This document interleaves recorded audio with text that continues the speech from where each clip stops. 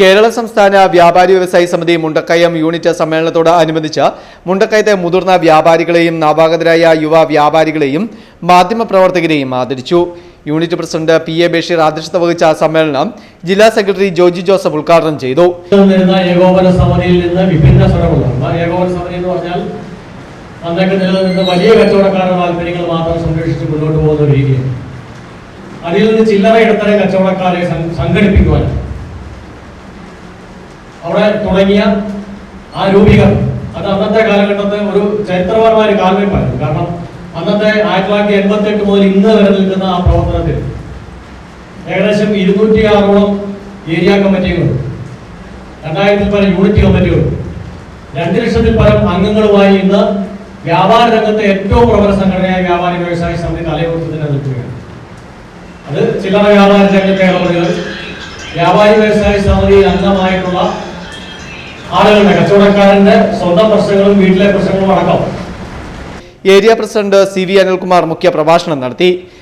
മേഖലകളിൽ വളരെ പ്രതികൂലമായ ഈ ബിസിനസ് അന്തരീക്ഷത്തിലും വളരെ കഷ്ടനഷ്ടങ്ങൾ സഹിച്ച് ഈ രംഗത്ത് തുടരുന്ന ഒട്ടനവധി ആളുകൾ നമ്മുടെ നാട്ടിലുണ്ട്.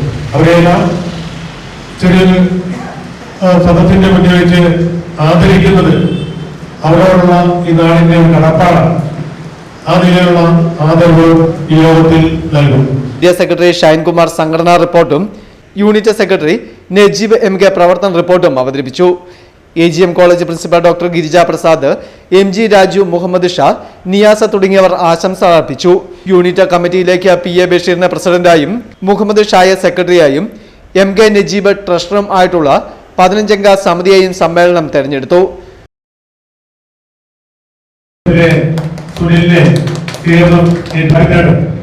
വളരെ വർഷങ്ങളായിട്ട്